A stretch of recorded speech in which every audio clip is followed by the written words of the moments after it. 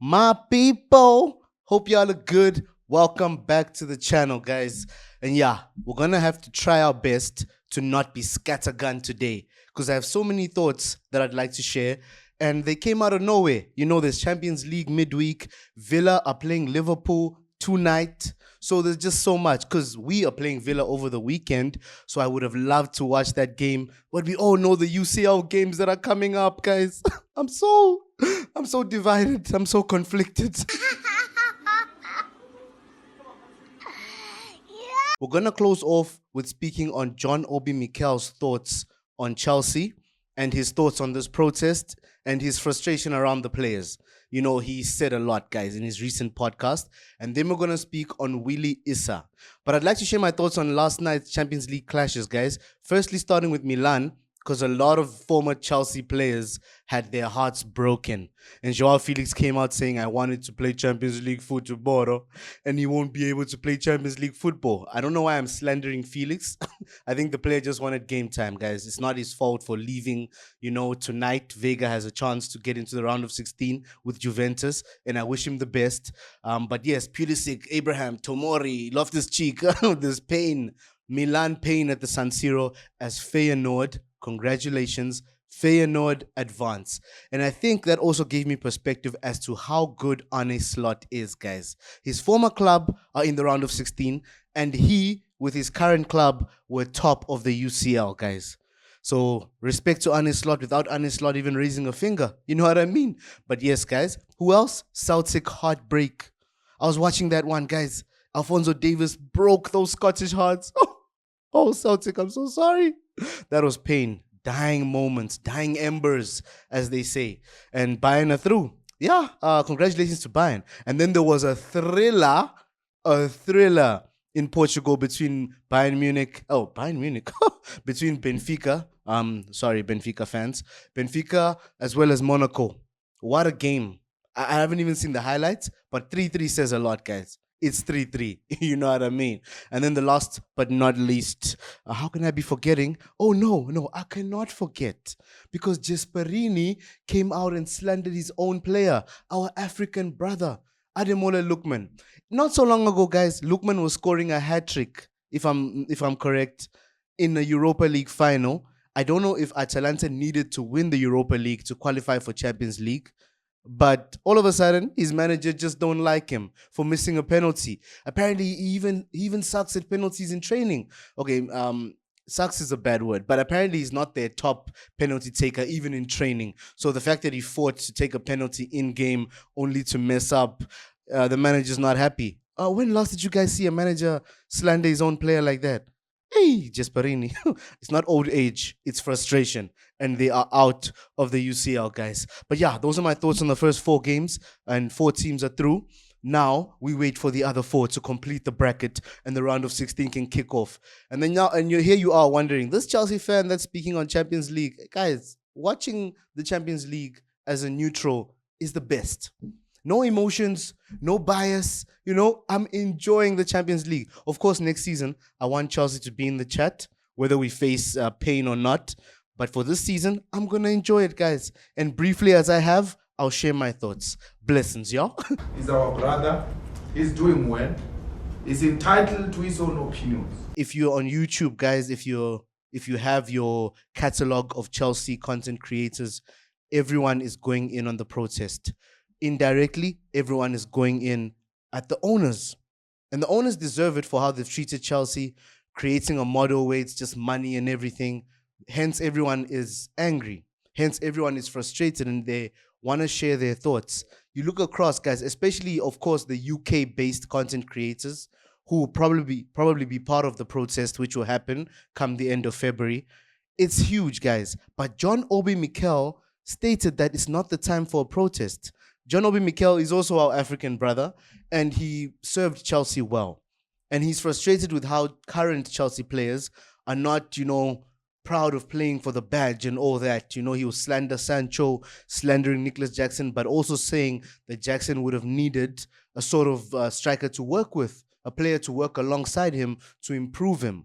But then Mikel went on to say that it's not time for the protest. When would be the right time, Mikel?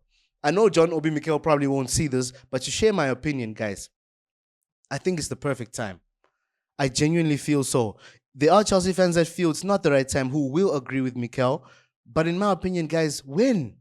It's been 3 years, guys. We could keep saying new owners, because we had Abramovich for 19 years. But these are not new anymore. We understand how they're going to do things. Now it's plain as day how they're going to do things. So when are we going to react? The time is now. Mikel was a player for Chelsea. Before he signed for Chelsea, we could even argue that he didn't care about Chelsea, guys. Let's be honest. He became a Chelsea player. He fought for the badge. Yes, he gave everything on the pitch. We appreciate what Mikel did for us as a club. Now he's a football fan like us. He's a sort of podcaster. He's a football fan just like all of us, So we could argue that some of us have been football fans longer than Mikel's been a fan of the club.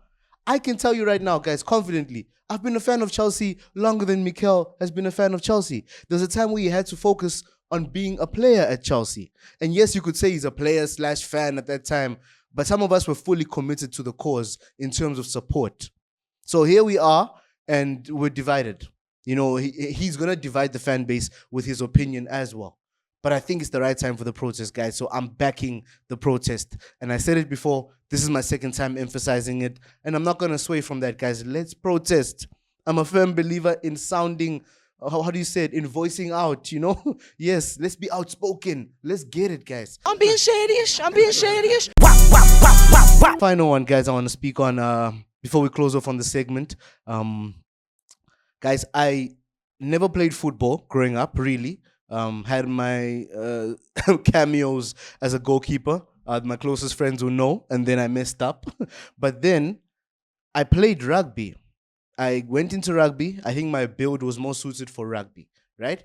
And Chelsea have hired a former rugby player in Willie Issa for a player support role at the club. A 36-year-old man recently retired. Actually, reports are stating that he retired because he wanted the Chelsea gig. So he signed a new contract at his club, the Wigan Warriors. He's a New Zealand international. He signed a new contract in October, and he's retired in January, as recently as last month. And then in February, he's gotten a job at Chelsea.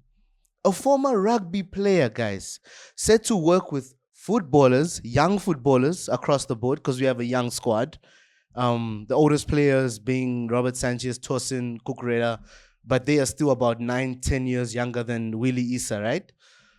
And he's said to bring a sort of mentality into the locker room. Health in terms of mental wellness into the locker room.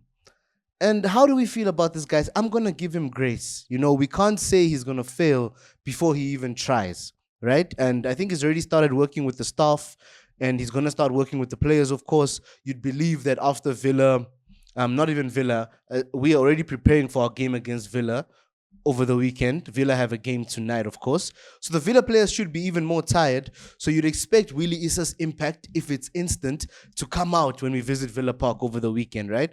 But to say that we're hiring a man that dealt in rugby over a man that dealt in football is tricky, guys. Why I even said that I played rugby, why I'm even mentioning that at all, guys, is because I feel rugby is a totally different sport. Maybe in terms of player support and motivating a player mentality, winning mentality, there might be some similarities because it's sports, but there's a difference, guys.